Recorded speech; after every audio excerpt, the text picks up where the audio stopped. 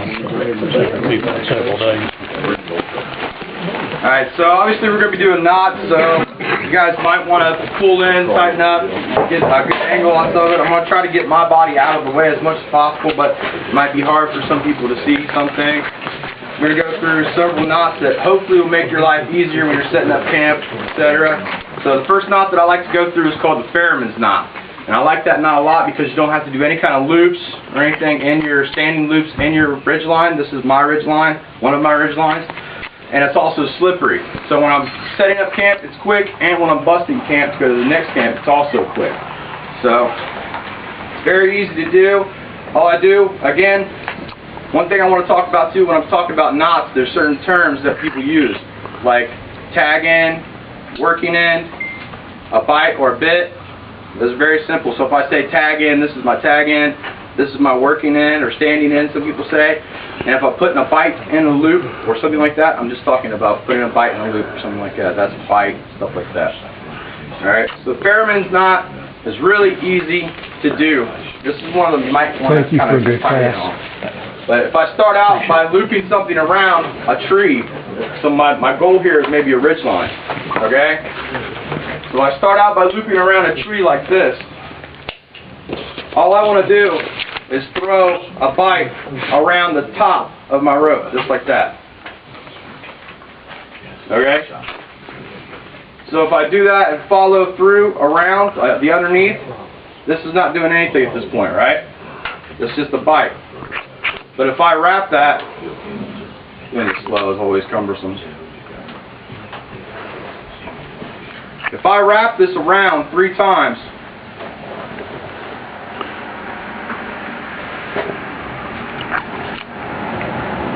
just like that, it gives me a little hole, right? So if I come underneath and put another bite in and go through that hole, that's a Ferryman's knot. And this is a self-tightening knot that I can put an extreme amount of pressure on and it's not going anywhere. But when I'm ready to break camp, one pull unleashes it. Very quick and easy knot, very good knot to learn.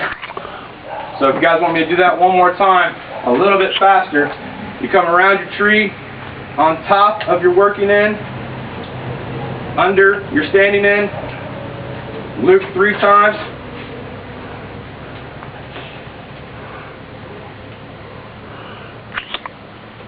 which gives you a bite. Come around, add another bite into your tag end. Come through and cinch.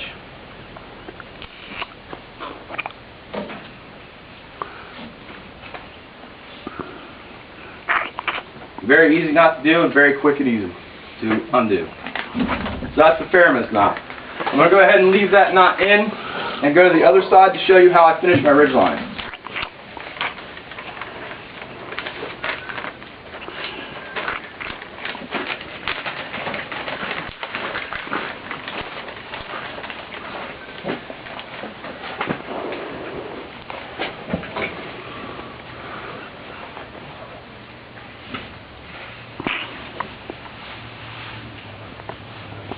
That way, when I'm done as well, you guys can come over and see the finished knot.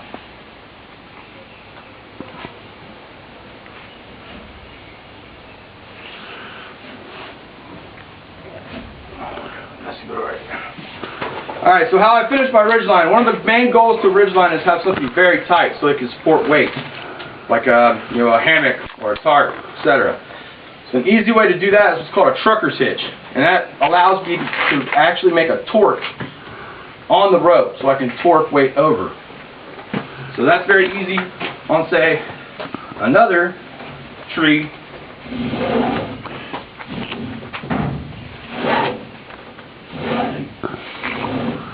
And this is my ridge line, so it's incredibly long.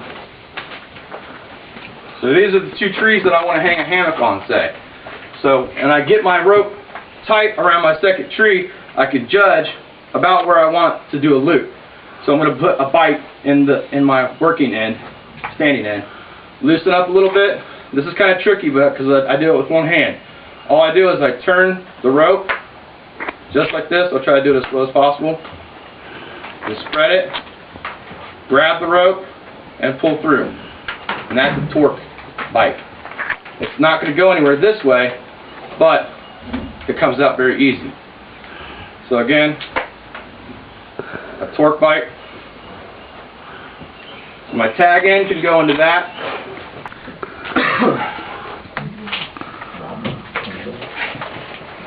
Now there's other knots that are for looping, for holding, maybe for putting a loop in a rope and then putting it around the tree, having a standing loop, something you're not wanting to take out. And those are called like bowlines, bowline knots. Who's Scout to? Anybody from Scouts? You definitely know what a bowline is. Yeah. This is very easy to do, but what we do is we start out with the loop, just a basic loop. Okay?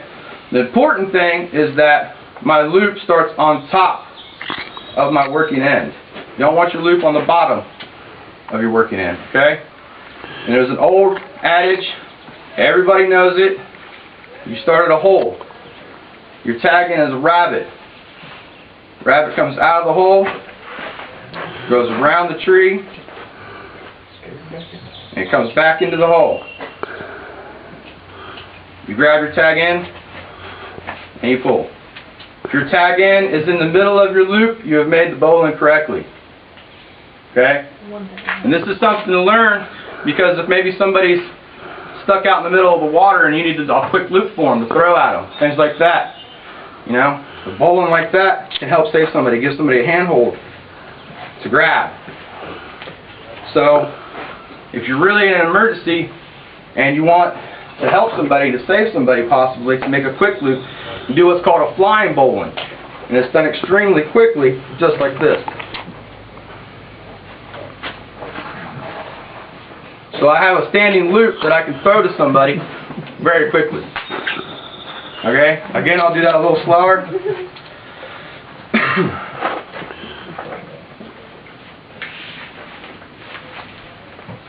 If I'm wanting to throw a rope to someone with a loop, maybe put around the body so I can drag them in or something like that, I'll hold a bite basically. I can kick my rope and stand on it. Hold it up, and all that I'm doing is throwing this rope around twice. Okay? Now I have essentially two loops. Okay?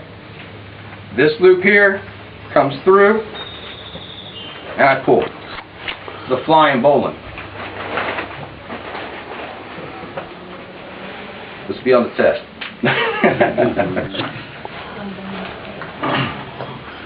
Alright, Andy, you ready, buddy? Alright. What was the name of that first knot you did again? Fairman's? Fairman. Fairman's hitch. Fairman. Fairman's hitch. Okay. Quick hitch.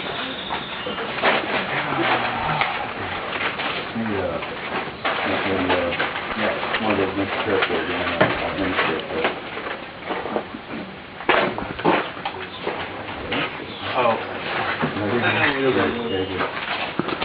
Give us 1 second, guys. So all these knots that I'm showing you so far, we've been talking about setting up shelters with them and stuff like that. So that's what we're leading up to. We're going to show you a very quick shelter that you can set up with just the basic knots that I'm showing you right now. Make it pretty big.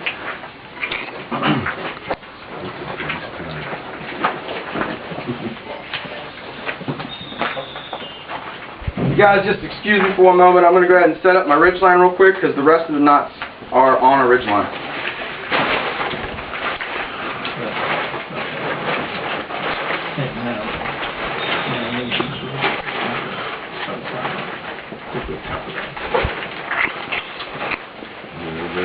I want something.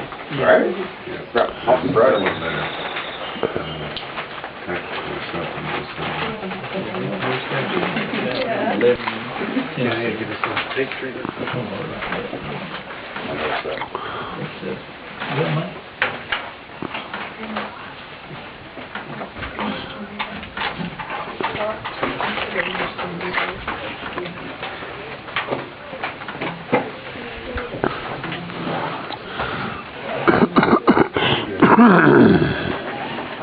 Yeah, any knots that I usually use that I like a lot are knots that are extremely easy, not difficult to do at all. I don't want to be out here tying crazy difficult knots out in the woods. I don't care about that. I just want to get set up, I want to be safe, secure, and done with the thing.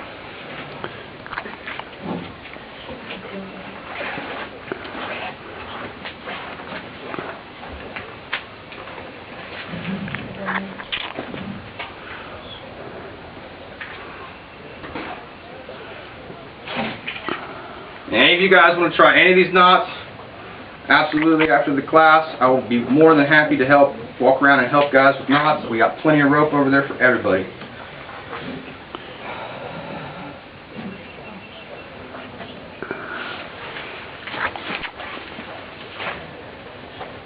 Alright, so the next knot that I'm going to do is called the Prusik. This is an extremely simple knot. And what this allows me to do, it allows me to have tension on anything that I want on my ridgeline. Even hammocks, tarps, anything like that. The Prusik is very easy to do, and we start out with a loop, okay? And the way that we create this loop is with another knot called the Fisherman's, okay? So if I take a very straight piece of paracord, and I tie an overhand knot crossing them in one side, okay? I know it's hard to see this, guys. As long as my knot is following my working end, that's the important part, okay? You'll see these called necklace knots, stuff like that. I do the same thing with the other side. Just put a basic overhand knot and make sure that my tag end is out. So now I have two knots, right? They call it a necklace knot because if you grab your tag ends, you can pull on them and adjust the necklace. Or you can pull them together, and what that does is those two knots jam against each other. Okay? That's not going anywhere. Alright? So, I like to do bank line for first knot. It's less slippery than paracord. But you can see that orange a lot better. Paracord is very slippery. Yeah. So, with bank line, same loop. All I do is I put it over my ridge line, and the same thing with that Ferriman's hitch. I just run it 3 times.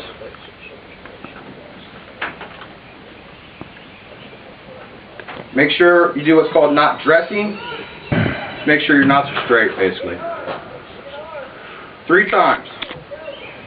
Pull all that tight together.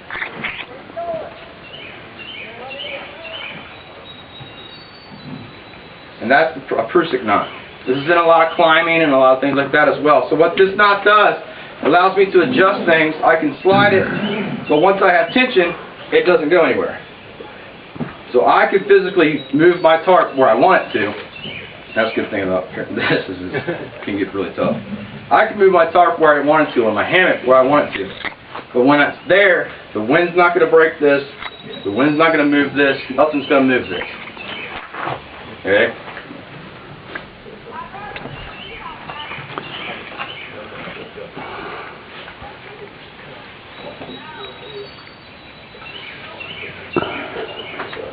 That's awesome for you.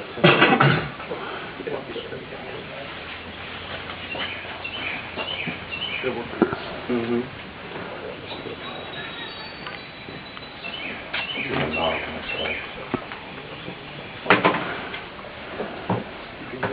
You can't do it.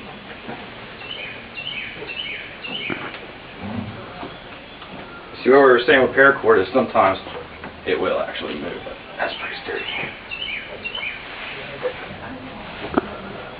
A lot of basics though. Right. It'll be close. Oh. Alright. So when we're talking about with the lead up to this, we're setting up basic shelters like lean-tos, things like that. This same fisherman's knot, can you grab me a stick, anything?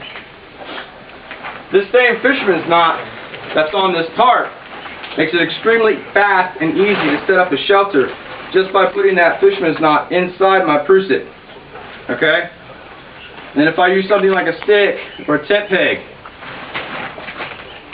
that's not going to slip, it's not going to slide, it's not going anywhere, neither is my tarp.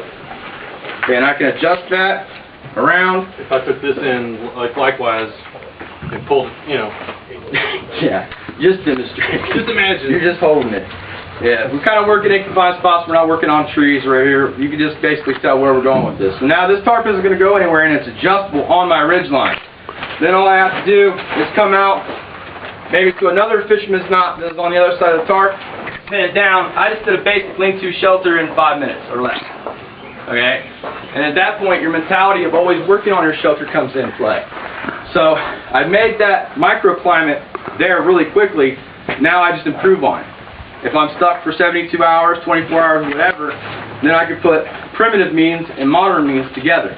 I can put sticks, make a little triangle out, cover it in leaves. Now I got a box. And I can put a debris bed in. Then I can put sticks or big logs in front of it. Now I have something that's not going to kick my debris out. You always want to be thinking about improving your shelter as you are sheltering, but these knots can make sheltering ridge lines and basic lean-tos very quick and very easy. Can I Go ahead. say one thing real quick? Something I forgot a minute ago, since he's telling you about shelters, I'll tell you now, we go by the rule of threes in search and rescue. I was actually... Did you? Go ahead, no, go ahead. Absolutely. But anyway, we go by the rule of threes. You can live for about 3 weeks without food. Some of us maybe a little longer. You could go about 3 days, if you're lucky, without water. But if it's really hostile, really hostile weather out, really cold weather especially, you can live about 3 hours without shelter. So if you're stuck out in the woods, make your shelter first. You didn't worry about the other stuff.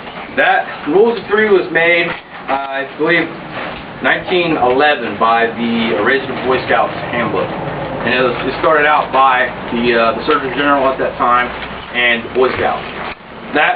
It's a good rule to go by. You just have to think that's a broad-based scientific generalization, which means your body and your environment can make that plus or minus depending. Depending where I'm at, I might not go 3 days without water. Right. Depending where I'm at, I might go longer.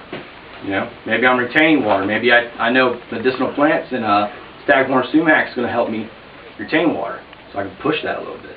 You know, your status and your health status and your environment is going to make that plus or minus. The last knot that I want to talk about is an extremely simple knot, and that's the only knots that I know, because that's the only knots I like. This guy knows. This is called a timber hitch. This is an extremely simple knot because it's not a knot. I don't have to tie anything. Okay? Thank you. Again, I usually do these classes against 20, 30 foot. So I don't have to tie anything when I do a timber hitch. And this is another thing that I can do around a tree. Okay? So all I have to do is I grab a bite. Again, a bite. You hear that a lot, right? All I have to do is I have to spin that bite.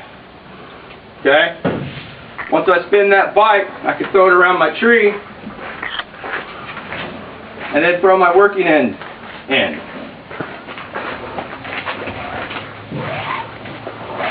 My long working end. I have a knot that's not going to go anywhere, and I did no time. The knot's not going to go anywhere. And very simply just grab it, break its back, and pull. That's good for tripods, primitive tripods, stuff like that, things with. Oh, actually, I forgot I have one more. Not sure. So I like that because you don't have to tie anything. No tying at all involved. The actual last knot that I have to show you guys is called a jam knot, or a Canadian jam knot. There's lots of words for it, okay? You start out with your tag end, and you throw just a basic overhand knot in, okay? The reason why it's called a jam knot would be for like a bag. Andy, can I see your bag? If you have a bag that you want to close, maybe your straps broke or something like that, this jam knot is very good for that.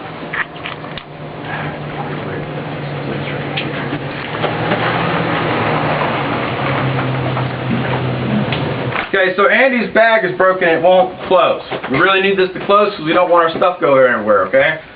So all I do is I start out with an overhand knot in the top of my tag end. And then in addition to that, I throw another overhand knot in behind it, but I don't close that overhand knot. Okay, I leave it open. There's other ways to do this. This is the easiest way to do this. Okay? So I can throw that underneath my bag, just like this, run my working end. Should we come around now? Should come? Throw my working end into that standing loop that I put in.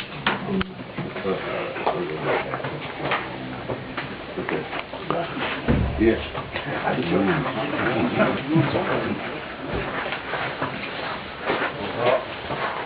Right. Now this is called a jam knot because that's exactly what it does. That loose knot will jam up against that working knot. And I could put a lot of torque on this and I could close Andy's bag, and once I put torque on it, it doesn't release. It stays. You can throw security hitches in it if you want. It's kind of big rope for doing this, but once I put tension on it, it will stay, plus with a security hitch. It's a very good knot for, like I said, doing primitive shelters, tripods, things like that. Just a way to hold something together quickly with one knot, and then finishing out with wrappings and things like that. So, if you guys want, there's plenty of rope over here. You guys want any help with any knots that you heard me mention, just mention them to me. I'll come around, help you guys with any knots you want to help with.